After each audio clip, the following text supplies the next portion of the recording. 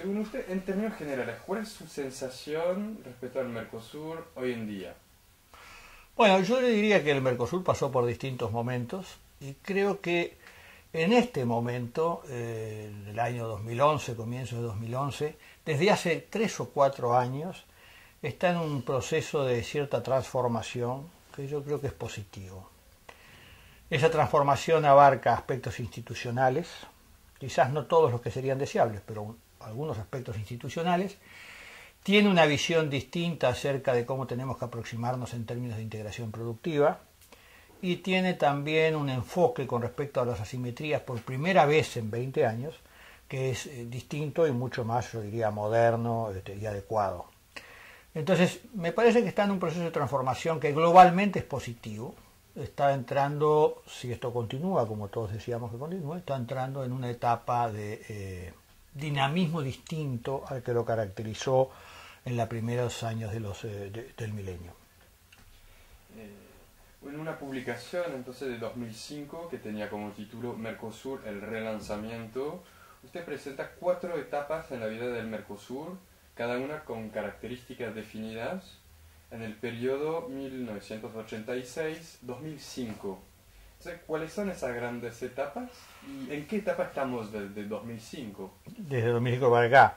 Yo diría que, no me acuerdo de esas divisiones que hice hace ya 6 años. Yo le diría que el Mercosur tiene una primera etapa, que es una etapa bilateral entre Argentina y Brasil, que se inicia en el año 1986 con el PICE, que es un programa de integración entre ellos dos, bilateral, con una característica muy marcada de aproximación de Brasil hacia Argentina para obtener alimentos de clima templado, y desde Argentina a Brasil para tener un mercado para sus bienes de capital, porque las industrias de bienes de capital en Argentina estaban muy deterioradas por entonces.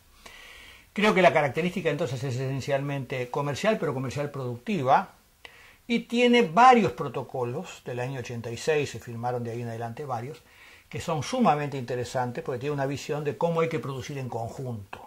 Bueno, esa etapa duró poco, yo diría que ya para el año 88, 2 años después, empezó el tema de las desgravaciones arancelarias universales, lineales, automáticas, de todo el universo arancelario, en el acuerdo precisamente AC-14 de Argentina y Brasil, del año 88, muy similar al que hizo Estados Unidos y Canadá casi al mismo tiempo.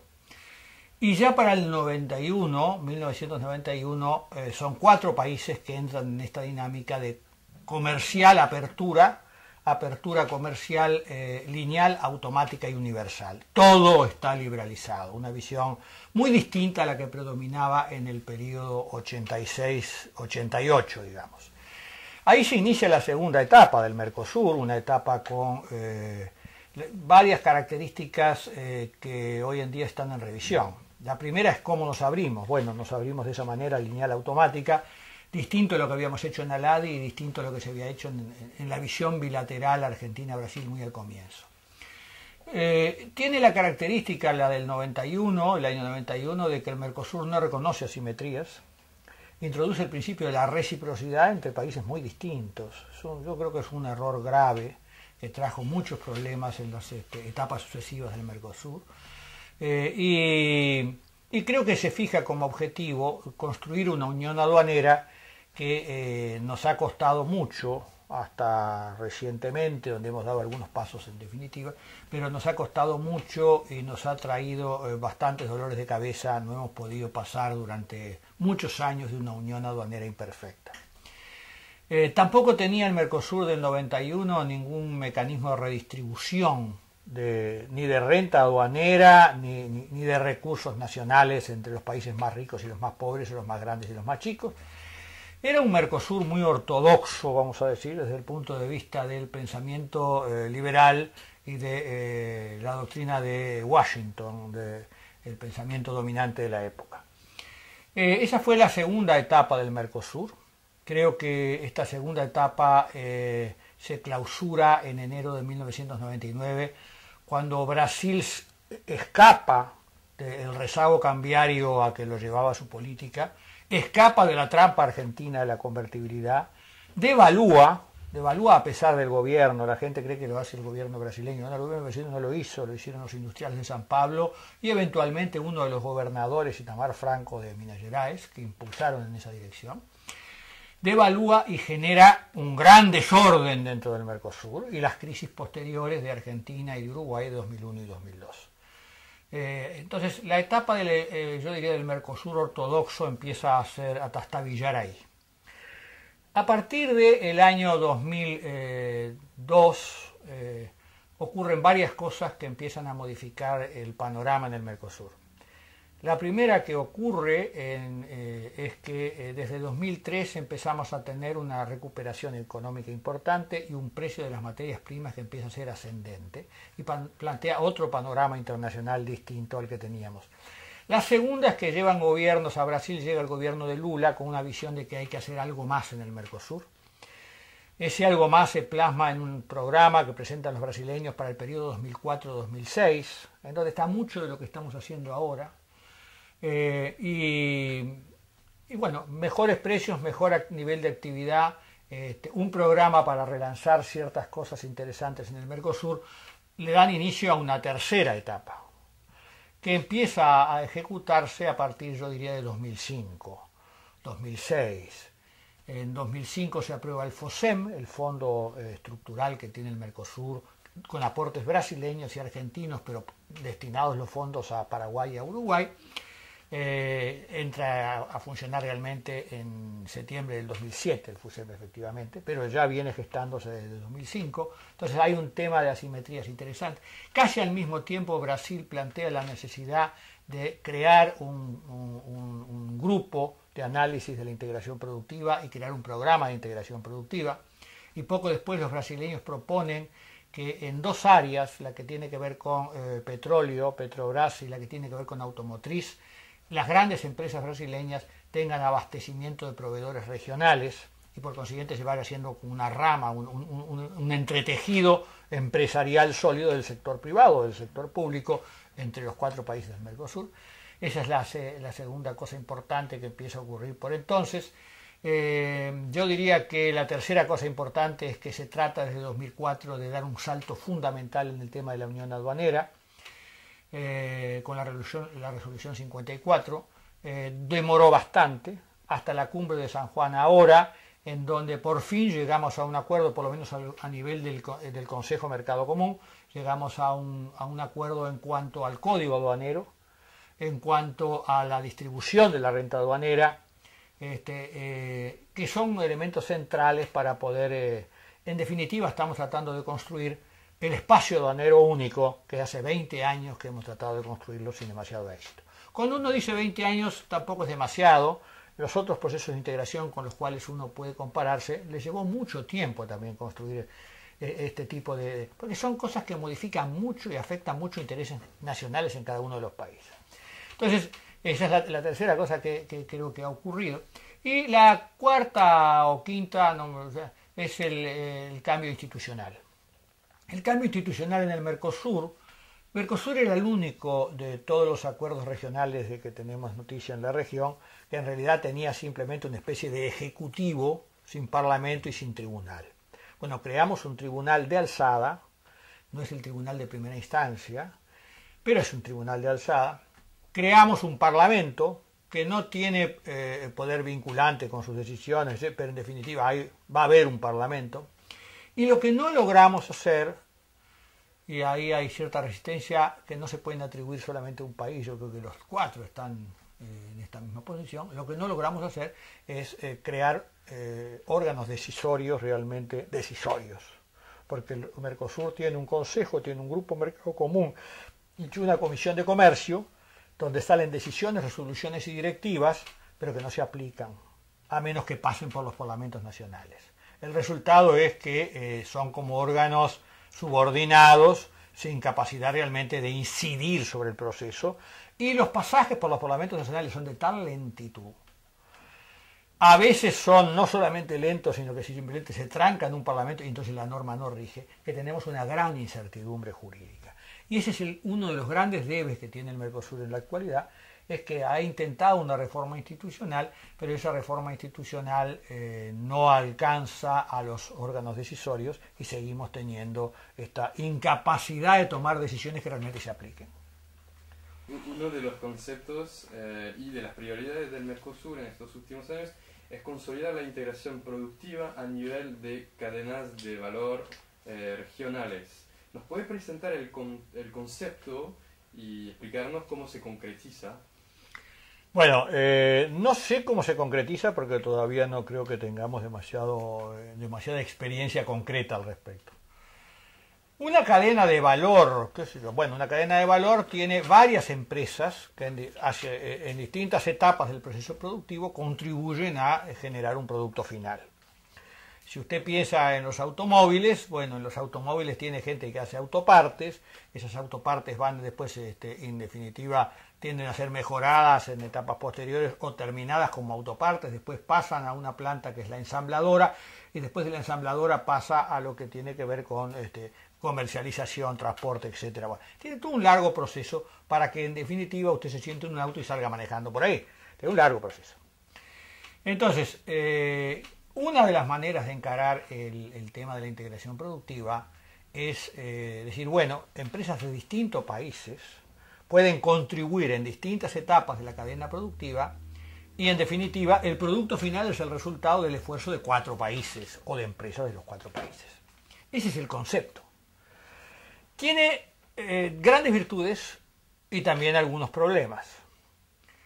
Virtudes. Bueno, es claramente un proceso de integración más sólido. Podríamos suponer que si las cosas marchan bien, las empresas más eficientes de cada uno de los países se van juntando de forma de obtener un producto final que en definitiva es más eficiente en su conjunto. ¿Por qué? Porque suponemos que la lógica de una cadena es abastecerse y hacer acuerdos con aquellos que son los mejores en cada lugar. Está bien, esa sería la lógica sería una manera de aproximar seriamente a las empresas y a los procesos productivos.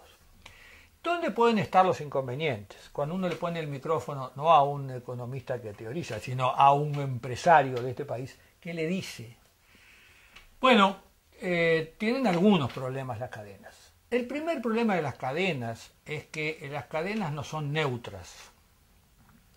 Las cadenas tienen algún núcleo que las gobierna. Siempre. O por lo menos en un altísimo porcentaje. Tienen siempre algún núcleo que las gobierna. Alguien que es el que es más fuerte y comanda los pedidos y es el que pone las exigencias y dice qué estándar de calidad necesita, etc. Quien gobierna la cadena puede gobernar la cadena con un criterio de distribución de los réditos equitativo o con un criterio no equitativo. Simplemente yo soy el más competente, el más grande, el que pongo las condiciones, el que conozco el negocio, yo llevo la parte del león y los demás llevan. Este primer problema es serio para las empresas pequeñas de los países pequeños si se van a atar a empresas grandes de los países más desarrollados. Son empresas con más escala, con más experiencia, en fin. Entonces, ¿cómo se gobierna la cadena? Es un primer problema serio. No hay ninguna evidencia a priori de que la cadena se gobierne bien y equitativamente. Más bien podríamos suponer que hay el temor de que las asimetrías de entre las empresas terminen gravitando dentro de la cadena. Y esa es una cosa que al empresario que se va a asociar le preocupa. Le preocupa si se va a asociar de alguna manera muy vinculante. Si se va a asociar vendiéndole a uno más. Porque el segundo problema de la cadena es que si usted se integra a una cadena y la cadena le absorbe el 100% de su capacidad, usted está en un régimen monopsónico. Y en un régimen monopsónico, usted en definitiva, si mañana hay algún problema con la empresa núcleo, con la empresa que gobierna, usted queda en una situación de extrema debilidad. En cambio, el núcleo de la cadena es capaz de abastecerse en distintas empresas y si en determinado momento prescinde de usted y se va a otra, no le pasa realmente nada. Y el último problema que tiene una cadena, que es un problema estructural del Mercosur desde sus comienzos, es el problema de acceso. Es cierto que el Mercosur tiene un acceso libre para un altísimo porcentaje de sus bienes y servicios que le presta, sobre todo de sus bienes, que se prestan entre los países. La gran mayoría de los bienes que se venden entre Brasil, Argentina, Uruguay y Argentina pasan sin mayor dificultad la prueba de la aduana, digamos. Pero no todos. Nosotros tenemos 20 años de experiencias de trabas pararancelarias que han complicado la vida. Entiendo por trabas pararancelarias una gama amplia de medidas, por ejemplo las licencias. Me piden una licencia para poder entrar, pero a veces la licencia se tiene que resolver en 30 días, pero pasaron 60 y todavía no lo han otorgado. Pues es una clara traba. A veces tengo problemas fitosanitarios. Y uno dice, pero ¿por qué? Si yo tengo una gran salud en este tipo de productos desde hace muchísimos años incorporados. Y bueno, porque transitoriamente del otro lado ponen un requisito adicional para tratar. Y después tiene, estoy mencionando algunos ejemplos, pero después tiene problemas en la aduana. En la medida en que no hay un espacio aduanero único, en la medida en que hay que pasar aduanas, cuando usted pasa la aduana a veces es muy diligente, pero otras veces, por razones que uno tiene que ir a indagarlas, la aduana se vuelve extremadamente burocrática y lenta. Y a veces usted tiene una fila de camiones de este lado de la frontera que no pueden pasar hasta dentro de 2 o 3 o 4 días, a un costo enorme para el exportador, etc. Todas estas cosas existen en el Mercosur. Entonces, volviendo al tema de las cadenas, una de las cosas que uno puede percibir es que es muy fácil construir una cadena es más posible construir una cadena en un espacio aduanero único.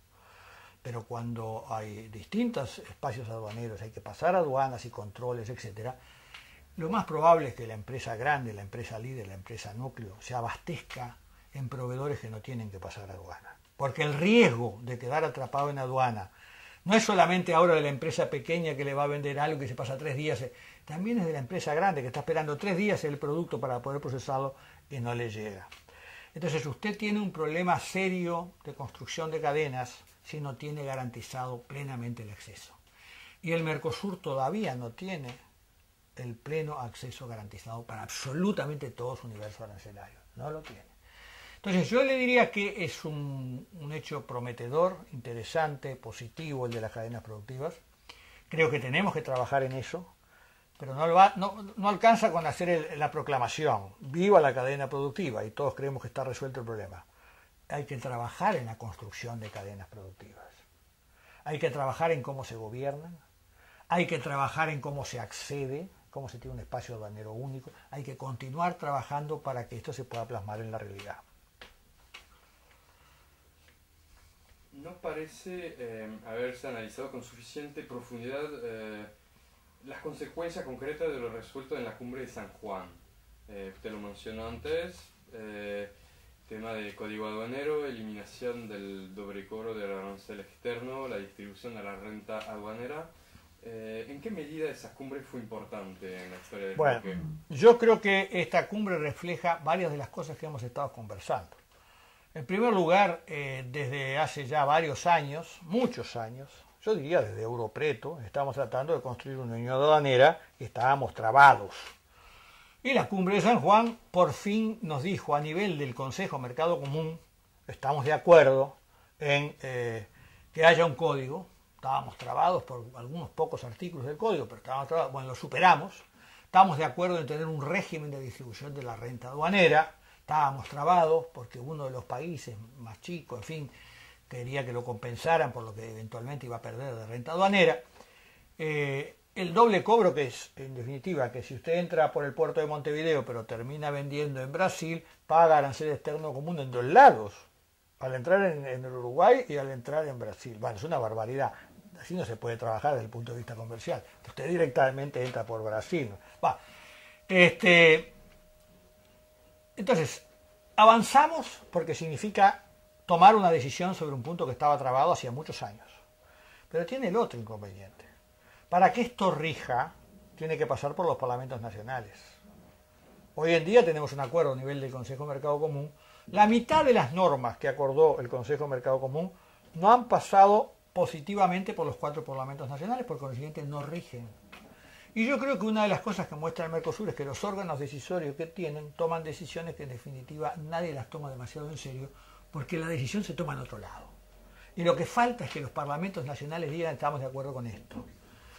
¿Cuándo va a ocurrir eso? Y si va a ocurrir, es un tema que nadie está en condiciones de contestarlo. Por eso casi pasa sin mayor trascendencia. prueba lo que son los órganos decisorios del Mercosur. ¿En qué medida la cuestión de compras gubernamentales es una prioridad para el Mercosur? No creo que sea una prioridad para el Mercosur. No creo.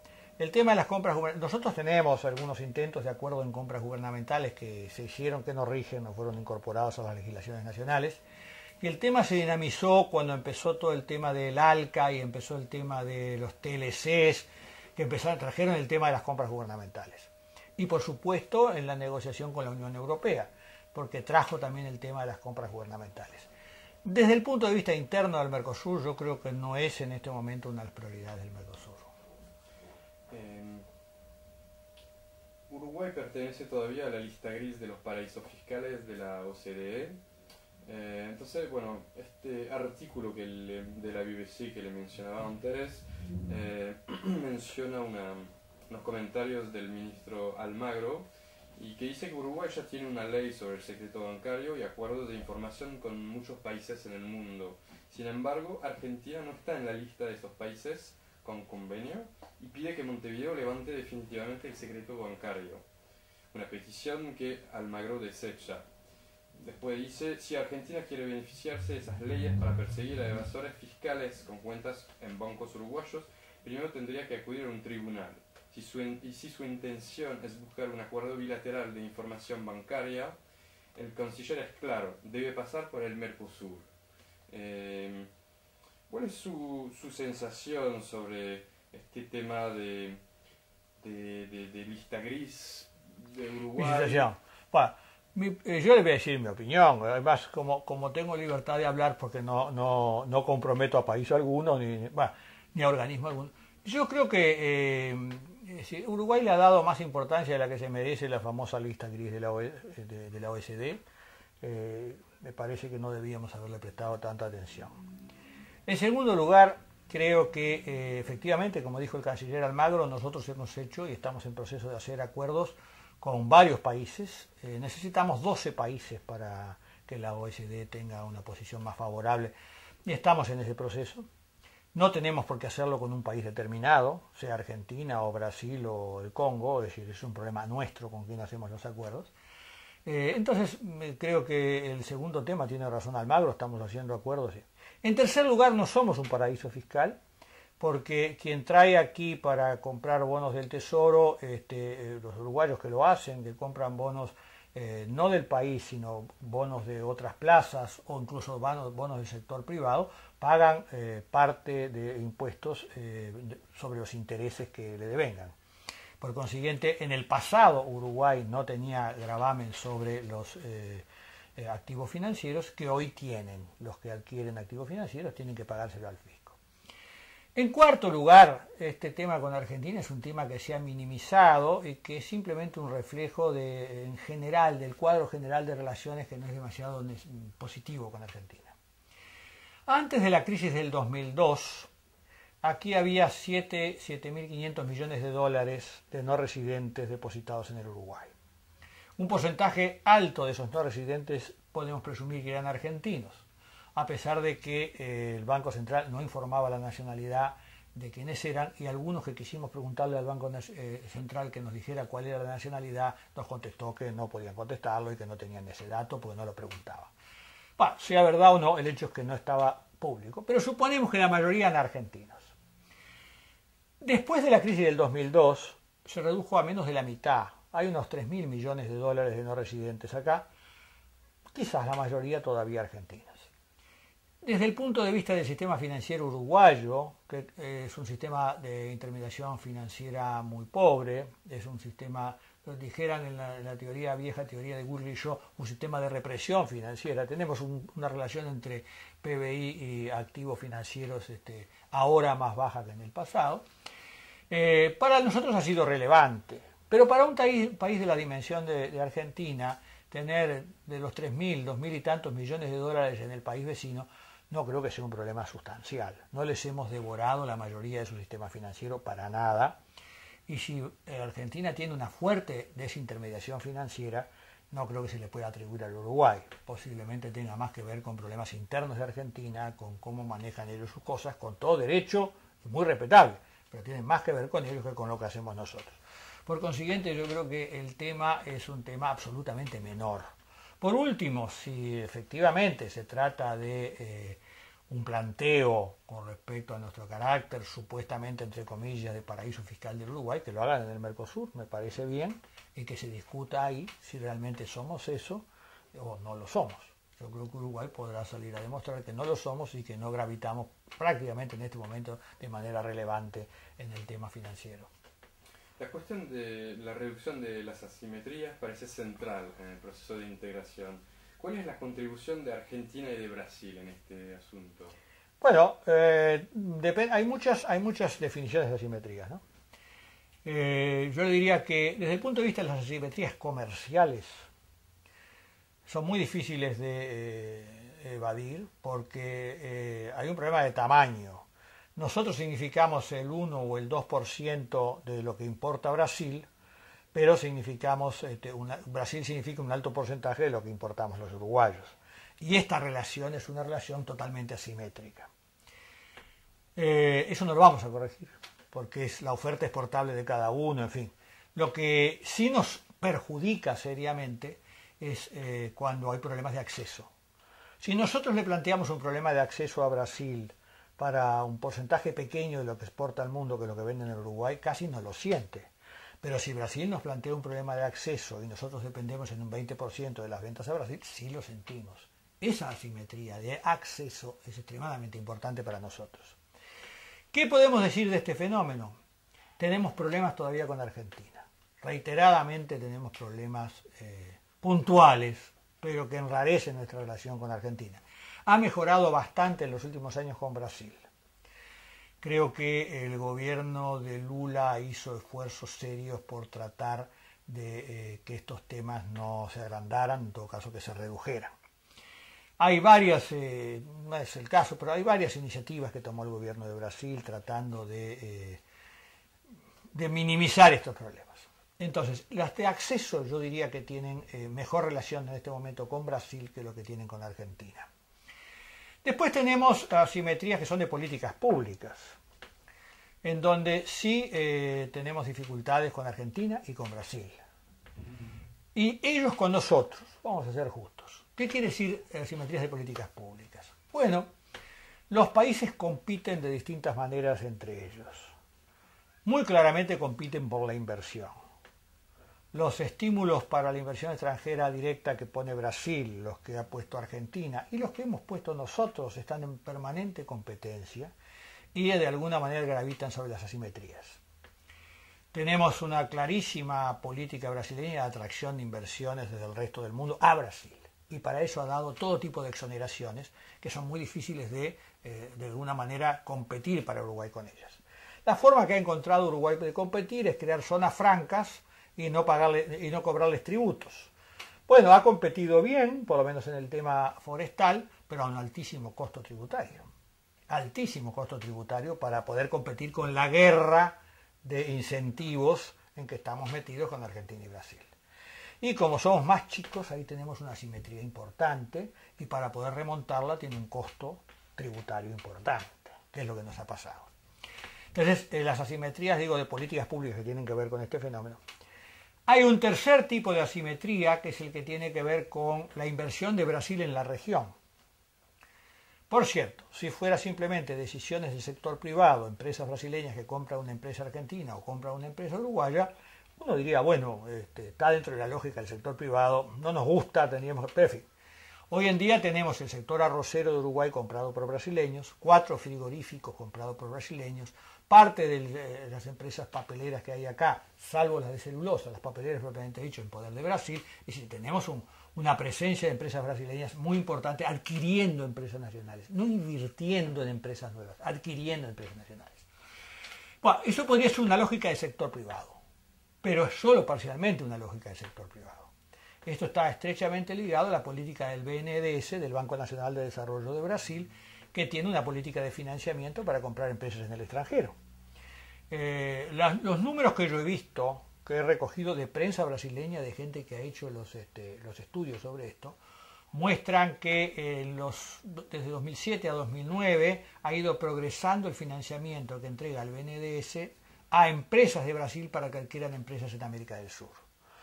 De 300 y por fin estamos en 700 o 800 millones de dólares al año de financiamiento para que adquieran empresas. Eso es un problema de asimetría, porque tiene una capacidad de financiamiento para adquirir empresas en otros socios que nosotros no estamos en condiciones de replicar o de retaliar de alguna manera.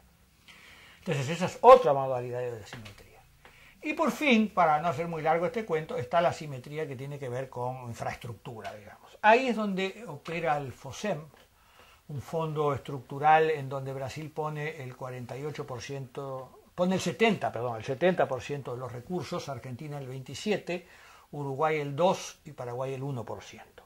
Pero a la hora de recibir, Paraguay recibe el 48%, Uruguay el 32%, etc. Bueno, y 10 y 10 los otros. Por consiguiente, hay una reasignación de recursos a los efectos de mejorar el espacio infraestructural.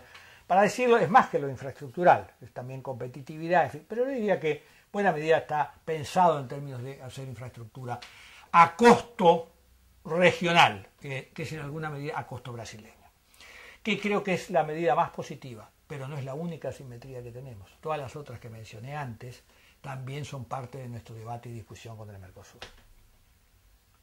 ¿Es económicamente más rentable para Paraguay y Uruguay estar adentro del bloque que estar afuera? Sé que hubo... Yo creo que sí, sí, usted sabe que eso fue un debate aquí, yo creo que sí, que lo es. Creo que uno pertenece... Usted sabe que las relaciones comerciales se hacen, entre otras cosas, con los vecinos, en todas partes del mundo.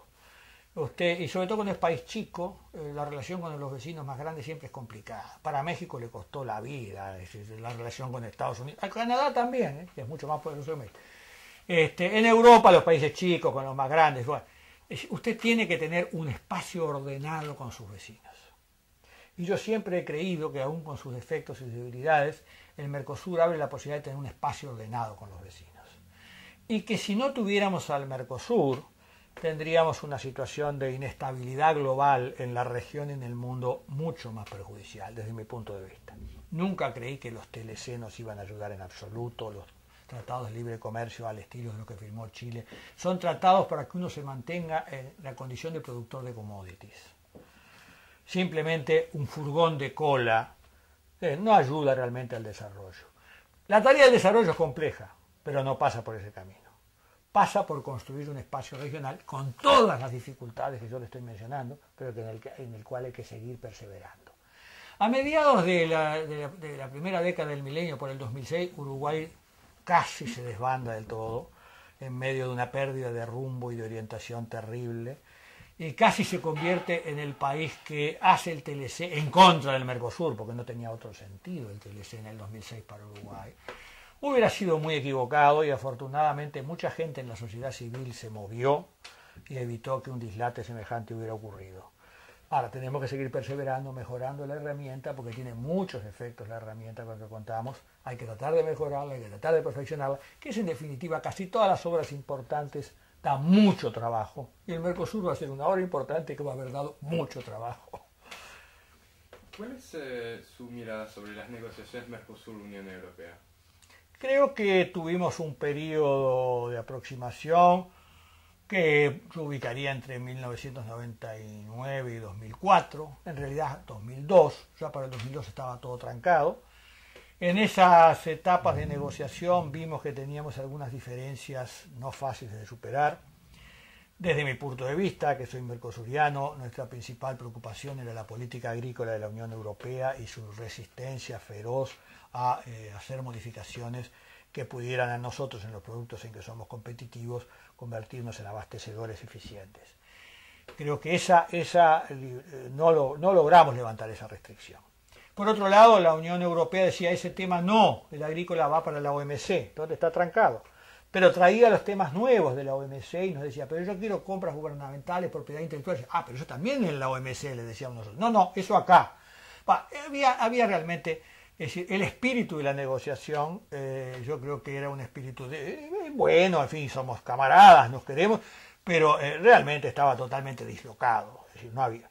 Y en el 2002 ya se trancó, es decir, ni Europa cedía en los temas nuevos, ni Mercosur quería hacer acuerdos si no había avances en lo agrícola. Desde entonces no ha progresado. Y cada tanto lo rebrotan, lo que más por necesidades de exitismo local y de momento que porque tenga realmente posibilidades. En la situación en que está Europa hoy, con las enormes dificultades que tienen varios países europeos, empezando por España y por los países mediterráneos en buena medida, con las dificultades que ha tenido Francia, que siempre ha sido un país muy contrario a abrirse en el tema agrícola, porque mucha de su población depende de los subsidios ahí, con el ingreso de los países nuevos de Europa Central, que varios de ellos son abastecedores de productos alimenticios, me parece que el escenario se ha hecho mucho más complicado y más difícil de aproximar a la Unión Europea y al Mercosur en un acuerdo. Ese es mi diagnóstico. Creo que no tenemos realmente un escenario en el corto plazo muy favorable a la aproximación, aunque yo le diría no favorable a la aproximación de los TLC tradicionales. Si tuviéramos la creatividad y el ingenio de tolerarnos en lo que, bueno, cada uno no quiere ceder. Si Europa no quiere modificar sustancialmente su política agrícola, está en su derecho, que no lo haga. Si nosotros no queremos abrirnos en los temas nuevos a un ritmo distinto al que hemos planteado en la OMC, que no lo haga. ¿En qué otros puntos podemos coincidir? Y hacemos un acuerdo de nuevo tipo, en donde dejamos de lado lo que nos divide, pero nos aproximamos en lo que puede ser el corazón de nuestro acuerdo. Yo diría que ahí sí, en un acuerdo de nuevo tipo podemos hacer cosas, pero tenemos que ser creativos, tenemos que ser valientes para encararlo y tenemos que dejar de lado esta rigidez de los TLCs tan lamentable que no nos conduce a ningún lado, por lo menos a nosotros. Yo creo que un acuerdo de nuevo tipo, creativo, en lo que nos aproxima, pienso que tendría buenas posibilidades entre la Unión Europea y el Mercosur. ¿El poder creciente de China ejerce una influencia indirecta sobre estas negociaciones? Mucho porque China se ha convertido en el comprador de lo que no nos ha comprado la Unión Europea, a decir verdad. En un mundo con una Unión Europea sin protección, seríamos grandes abastecedores de alimentos en la Unión Europea porque somos muy competitivos. Es decir, bueno, ese papel que cumplía la Unión, que nosotros deseábamos que cumpliera la Unión Europea y que la Unión Europea, por razones muy atendibles también, no cumplía, lo está cumpliendo China. Porque China no tiene tradición de producción de alimentos de clima templado, no tiene suficientes tierras, sobre todo no tiene suficiente agua para hacerlo, y encuentra, bueno, en los países de América del Sur, entre otros, este es un tema que habrá que ver, porque China está haciendo inversiones en distintas partes del mundo para abastecerse, encuentra una fuente de abastecimiento que ha llevado los precios para arriba y nos trajo este auge de las commodities, en la cual vivimos tan contentos comprando electrodomésticos, que es lo que está haciendo nuestro país. Entonces China cumple un poco este papel que cumplía Europa, o que queríamos que cumpliera Europa. Y no estoy diciendo que no sería importante tener el mercado europeo, pero no lo necesitamos tan desesperadamente como lo necesitábamos en el pasado. Entonces esto nos cambia un poco las coordenadas. Ahora, el tema con la relación con China, que es el otro problema que tenemos asociado, es por un lado nos compra las commodities, ha levantado los precios de la carne, ha levantado los precios de la soja, ha levantado los precios a niveles que no imaginábamos, pero está haciendo estragos en nuestras industrias locales. El país más afectado, sin ninguna duda, es Brasil. Brasil, que pasó 40, 50 años con una política de industrialización trabajosa, sostenida, que a diferencia de Argentina, que andaba a los bandazos y terminó sin industria prácticamente, ahora la está recuperando, pero Brasil la protegió, de alguna manera la amparó. Bueno, ahora está siendo sometida a un shock terrible de importaciones de manufacturados desde China, con lo cual no pueden competir los brasileños. Y usted mira entonces los índices de export, usted mira los números de exportación de Brasil, que tradicionalmente era un exportador de bienes manufacturados, hoy en día es crecientemente un exportador de primarios. Y usted mira los problemas, escucha y ve los números que publica la Federación de Industria del Estado de San Pablo de lo que es la producción industrial de Brasil, y no participa de este auge, salvo por lo que el mercado interno succiona algo y todavía se defiende. Pero la entrada de China es tremenda. Está gradando. Y va a terminar en definitiva con alguna reacción Mercosur, que no sé cuál será, pero cuanto antes mejor. A fines de 2007, el Consejo Mercado Común le designó como director de la Secretaría del Mercosur. ¿Cuál es el balance de esta experiencia? ¿Cuál es su mirada y cuál es su mirada sobre esta institución ahora? Es una institución que vive en la ambigüedad, digamos, como es propia del Mercosur. El Mercosur creó esta institución primero como una secretaría administrativa. Está bien, era una administración que llevaba el registro de las normas que se aprobaban. Bueno, eso hay que tenerlo en todos lados. A partir de comienzos del 2000, tomaron la decisión de convertirla en una secretaría técnica. Desde entonces no han podido, y yo no pude durante mis 2 años, no han podido definir realmente qué quieren de una secretaría técnica. Es esa cosa de que lo quiero pero le tengo un temor pánico. Entonces, lo quieren, nombran los técnicos y después tratan de que los técnicos no hagan nada, no esa cosa que se le ocurra alguna idea. Entonces es una cosa en que la impulsan y la neutralizan. Es la dinámica del Mercosur es un poco así. Da pasos y después se asusta de los pasos que dio. Y creo que la Secretaría, que es esencialmente todavía una Secretaría Administrativa, no ha podido tomar el rumbo de una Secretaría Técnica porque los países no están dispuestos a otorgársela.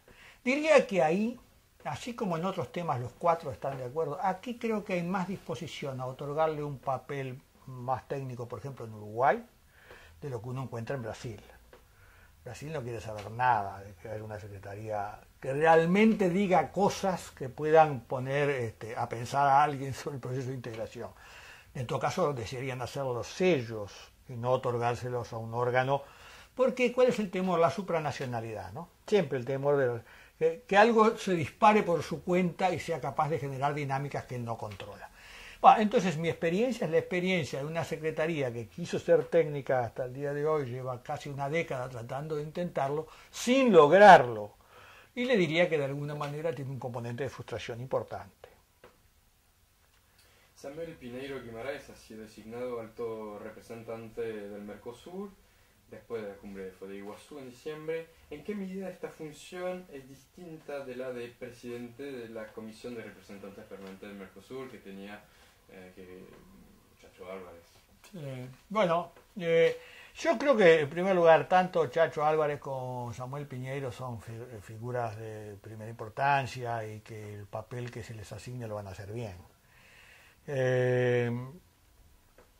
Creo en segundo lugar que es bueno que el Mercosur tenga alguna voz, que cuando se presenta una circunstancia pueda decir nosotros pensamos algo.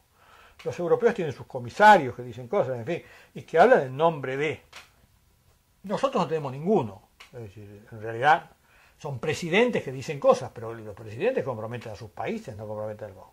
Entonces, primero se intentó con Chacho Álvarez, no le dieron demasiado espacio. Algo similar a lo que pasaba en la Secretaría pasaba con este asunto. Lo querían, pero no lo querían. Entonces, estaba ahí y lo querían, pero si decía algo no les gustaba. Entonces, era una especie de personaje que estaba ahí para quedarse callado. Obviamente, Chacho no se quedó callado, opinó. Veremos cómo le va a Samuel Pinheiro. Tiene a su favor de que es representante no solo del Mercosur, sino del país más poderoso, y que posiblemente los brasileños nunca le hagan mucho cuestionamiento y creo que va en ciertas circunstancias a hablar del conjunto de la opinión del Mercosur cuando vea que hay un cierto consenso en algunos temas. Pero no es un cargo relevante, ni en ningún caso, ni con Chacho ni con Samuel Pinheiro, por lo que yo le decía, porque el Mercosur no tiene órganos decisorios realmente que tomen decisiones. Como se denomina órganos decisorios que no toman decisiones que no se aplican. Entonces, mientras esto sea así, yo le diría que estos cargos tienen un valor relativo. Bueno, usted hizo la transición perfecta para la cuestión siguiente. Una de las debilidades, lo mencionó varias veces, del Mercosur reside en la baja incorporación de las normas aprobadas por el CMC en los sistemas legislativos nacionales. Entonces, bueno, hay varias preguntas ahí, pero primero, ¿cómo explica este fenómeno? Y luego hubo un trabajo de investigación que presentó sus primeros resultados y parece que Uruguay es el país que menos incorpora las normas del Mercosur, a pesar de lo que podemos imaginar. Podemos imaginar que Paraguay, por ejemplo, o bueno, otros países, pero es Uruguay el país que menos incorpora las normativas a su sistema legislativo nacional.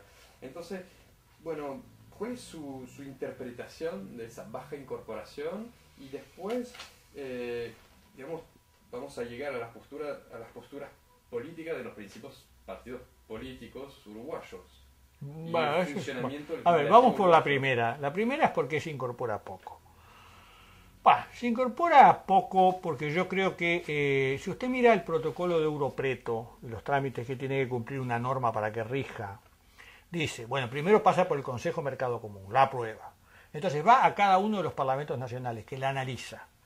Usted necesita que los 4 parlamentos la aprueben, basta que uno no la apruebe para que ya no rija, y 30 días después de que los 4 la aprobaron, la Secretaría del Mercosur le comunica a todos que la norma está en vigencia. Ahora, que una norma se aplique por 4 países, sea aprobada en el Parlamento de los 4 países, es una hazaña no menor en el Mercosur. Y yo creo que hemos introducido una dinámica un poco perversa en el Mercosur con este artículo de Europreto que crea este sistema. La dinámica es, bueno, hay ciertas normas que yo no las quiero aprobar. Por ejemplo, un país de los 4 no quiere aprobar una determinada norma, pero se da cuenta de que si no la aprueba, él es el único y puede pagar cierto costo, en fin. Entonces es muy fácil. La apruebo en el Consejo Mercado Común y después queda trancada en mi Parlamento Nacional in eternum. Entonces es el mecanismo por el cual creo la ficción de que la norma existe, pero después la norma efectivamente no existe porque en segunda instancia yo no la apruebo. Esa dinámica yo creo que algunos países, por no decir todos, en algún momento la aplicaron cuando una norma no la querían, pero pensaban que enemistaba con los demás no aprobarla. Entonces hicieron esto. Esa es la primera razón. La segunda razón, a la cual yo no le otorgaría tanta importancia como a la primera, pero que existe, es que el Mercosur no parece ser una gran prioridad para ninguno de los 4, y los parlamentos tienen una enorme cantidad de temas que tratar previamente. Y en definitiva hay normas que están ahí y que van quedando y se olvidan y nadie se acuerda. No hay como un tratamiento Mercosur prioritario en los parlamentos. Hay un tratamiento Mercosur secundario en los departamentos, en los parlamentos, y van quedando. Esa es la segunda razón. Entonces, a mí me parece que esto es lo que ha generado esta dinámica de que apruebo porque, bueno, estamos ahí todos, aprobé, y después veremos si algún día la apruebo de verdad. Hago la prueba. La segunda pregunta suya es qué países aprobaron más y qué países aprobaron menos. Bueno, yo sobre eso no podría expedirme, no tengo los datos precisos, no tengo los datos precisos. Yo creo que en el caso de Uruguay, como usted menciona, el Mercosur no tiene mala imagen dentro del Frente Amplio, que es el partido mayoritario, más bien tendería a tratar de aprobarlos. Y hay una parte del Partido Nacional, que es un partido de oposición, que tampoco tendría problemas. No veo que exista en el Uruguay un problema político en los partidos en contra de las normas Mercosur. Me inclino más a pensar en la dinámica de que hay cosas que yo no quería como Poder Ejecutivo aprobar y en definitiva las aprobé, las dos cosas que le decía. Y la otra, que estoy lleno de problemas que tengo que tratar en el Parlamento y las normas Mercosur no tienen prioridad para mí. Esas serían mis explicaciones. No un antimercosurismo parlamentario, no lo creo, porque no hay ese espíritu ni en el Frente Amplio ni en parte importante del Partido Nacional, ¿no? Antes de llegar a la Secretaría del Mercosur, usted ha sido director del COMISEC, la Comisión Sectorial del Mercosur. ¿Nos puede presentar esta comisión y cuál fue el balance de su experiencia? Bueno, la comisión se creó en el año 91 por el gobierno del doctor Lacalle, del Partido Nacional, cuando Uruguay se incorporó al Mercosur. La idea, que era una buena idea, consistía en tener un órgano vinculado a la Presidencia de la República que tomara contacto con otras dependencias del sector público y tomara contacto con el sector privado, particularmente con las cámaras empresariales. El interés ahí era preguntarles, es decir, que fuera un espacio donde se podía discutir con las cámaras empresariales cómo iba el proceso, si tenía desviaciones, si aparecían riesgos, si aparecían oportunidades. Yo creo que funcionó durante un periodo importante, razonablemente bien. En los años 90, a pesar de las dificultades que hubo, en fin, pero las cámaras se reunían. Eran momentos de más entusiasmo con el Mercosur, Por empezar, las propias cámaras, por ejemplo, las cámaras de industria, que yo en una época trabajé en la Cámara de Industria del Uruguay, tenía un acuerdo que era el CIM, el de las cámaras de industrias del Mercosur, y con cierta periodicidad se reunían las 4 cámaras y veían el conjunto del proceso. Entonces había realmente mucho material y mucha información con respecto a cómo marchaba el Mercosur. Y cuando esas cámaras iban a la Comisec, traían mucho también de información sobre qué estaba pasando y qué querían hacer y qué no querían hacer. Se fue desdibujando después de la crisis del año 2002, de la devaluación brasileña del 99, la crisis del 2002 y las nuevas etapas del Mercosur, la Comisión se fue desdibujando. Mantuvo esa reunión con los empresarios empezaron a tener mucho menos expectativas sobre el Mercosur, eran mucho más críticos del Mercosur, y los gobiernos, tanto el gobierno de Sanguinetti como el gobierno del doctor, sobre todo el gobierno del doctor Valle, tenía una visión muy crítica y muy poco favorable al Mercosur hacia fines de los 90 y comienzos del 2000. Después vinieron los gobiernos del frente y ahí fue donde apareció, yo cumplí un papel en Comisec que ya no era lo mismo de la Comisec de las primeras etapas, pero seguía siendo una reunión con empresarios, se mantenía. Hicimos muchos trabajos interesantes en esa etapa. El primer trabajo para mencionar, no por orden cronológico, pero el primero vinculado a cosas que ya analizamos acá, hicimos un trabajo con los empresarios uruguayos acerca de las trabas que teníamos para ingresar en el acceso a Brasil. Hicimos un buen trabajo, se lo entregamos a los empresarios y los entregamos a Brasil. Brasil hizo todo lo posible por tratar de que las cosas mejoraran en frontera, en fin. Creo que hicimos una buena cantidad de trabajos expuestos en 2 o 3 tomos que se publicaron en Comisec sobre la competitividad internacional del Uruguay, sobre la necesidad o no de firmar un TLC. Nosotros apostábamos a que no, que era un inconveniente, y tratamos de demostrar todos los inconvenientes que tenía la firma de un TLC con Estados Unidos. Y tratábamos de tener una visión distinta acerca de qué tipo de Mercosur nos venía bien. De manera que hicimos en la Comisec, yo diría, un trabajo provechoso con un equipo de unas 7, 8, 10 personas, no más de eso, y alguna gente contratada específicamente para algún punto, unas 10 personas. Trabajamos seriamente en temas que yo creo que siguen siendo vitales para el Uruguay. ¿Qué Mercosur necesitamos? ¿Qué inconvenientes tienen los TLC? En todo caso, si se firman, bajo qué condiciones. ¿Cómo es el tema de la competitividad internacional del Uruguay? ¿Qué relación tenemos con Brasil? Todos estos temas los tratamos y los dejamos escritos y son parte de lo que me parece que hicimos bien en esa etapa. El Mercosur está acusado de falta de transparencia y baja legitimidad democrática. ¿La informalidad es algo necesario para avanzar en la integración? Yo creo que no.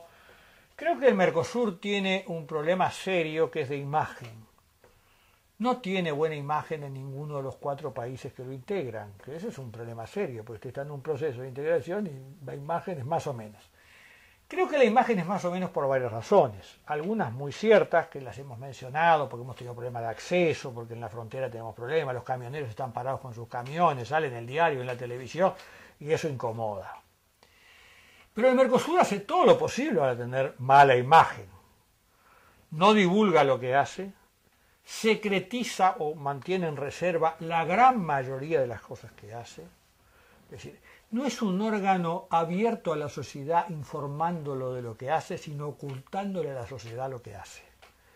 Lo digo con propiedad porque trabajé 2 años en la Secretaría del Mercosur y mi obsesión era que publicáramos, dijéramos, mostráramos, y nadie quería. Era una cosa reservada. Todo es reservado. Nosotros estuvimos, por ejemplo, discutiendo en el Mercosur años el código aduanero. Bueno, lo que salió hoy lo podemos conocer. Toda la discusión no la conoció nadie.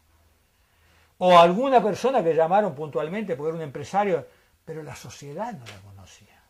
Y son temas que debe conocer la sociedad bien procesados. No lo hacíamos. El tema de la renta aduanera se discutió, era todo secreto. Todo secreto el tema de la renta aduanera. La propuesta de Paraguay, la propuesta de Uruguay, la que hacía Brasil. Hay que ponerlas arriba de la mesa. Yo decía hasta el cansancio, esto es lo que hace un proceso vivo. La gente sabe, discuta y opina. Lo tienen todo escondido porque no sea cosa que alguien se entere. Más aún, si usted se atrevía a divulgarlo, era un escándalo. Entonces, Mercosur hace todo lo posible por tener una imagen de que hace cosas que tienen que ser ocultas. No se las entrega a la gente. De esto puedo seguir poniendo ejemplo. Casi todo lo que hace es semisecreto. Bueno, ¿por qué es así? Porque así son nuestras cancillerías. Tenemos unos burócratas en las cancillerías, en los 4 países, no vaya a creer que algunos mejores que otros, unos burócratas. Hay gente excepcional, hay gente que no comparte, pero la burocracia en nuestras cancillerías es una burocracia jerarquizada y secretizadora. ¿Cómo quiere usted que un proceso tenga realmente dinamismo y adhesión popular y que de lo que uno no sabe y cuando quiere enterarse se lo ocultan? Bueno, sencillamente usted cree que eso no sirve para nada. ¿Y a qué nivel en las cancillerías eso tiene efectividad? Las cancillerías funcionan. Las cancillerías funcionan con ministros que cuando se encuentran hacen las cosas que tienen que hacer y dan grandes lineamientos, y una burocracia estable, que es esa burocracia jerarquizada, secretizadora, y yo diría, con excepciones, pero poco trabajadora. Entonces, usted tiene un problema, me parece. Un punto que es importante cuando analizamos el tema de la integración productiva, que es el que tiene que ver con dónde exportamos manufacturas en el Mercosur. Países como Argentina y como Uruguay exportan manufacturas en el Mercosur esencialmente. Argentina tiene alguna inserción también en los países andinos y Brasil tiene en el Mercosur y en los países andinos, pero es un tema del Mercosur y de América del Sur. Ahí es donde tenemos nuestro espacio de venta de manufacturas. Y eso no es un tema menor. Es esencialmente ahí donde estamos dando la lucha por dejar de ser primarios exportadores. Esto que China está haciendo tantos estragos en la región. Ahí es donde estamos, en la zona nuestra, y el Mercosur ha tenido en ese sentido un papel muy importante al respecto, en parte por la industria automotriz, que es una industria, como ustedes saben, de empresas transnacionales que se reasignaron, se relocalizaron en el Mercosur y tienen un comercio intraindustrial importante. Bueno, para terminar entonces, Venezuela en el Mercosur. Bueno, mi lectura es, nosotros tenemos la aprobación de Argentina y de Uruguay desde hace bastante tiempo. En aquel momento en Argentina había mayoría parlamentaria de Kirchner, hoy no. Yo me pregunto si hoy pasara por el Parlamento de Argentina, cuál sería el trámite de la aceptación de Venezuela. En segundo lugar, Lula dio una pelea importante para introducir a Venezuela en el Mercosur.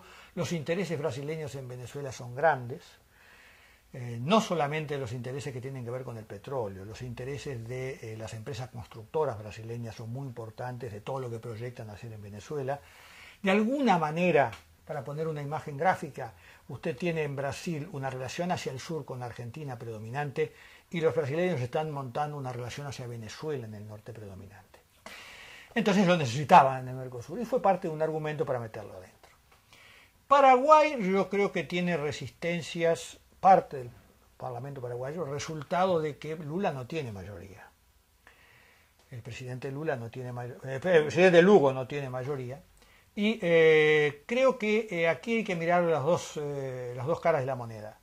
No tiene mayoría porque grupos, podríamos decir entre comillas, conservadores de Paraguay no quieren tener un vínculo con Venezuela. No tiene mayoría porque Venezuela ha ido complicando también su situación, yo diría, desde que Argentina y Uruguay aprobaron en el primer momento. La ha ido complicando, la posición interna dentro de Venezuela de la oposición no es tan fácil como era antes.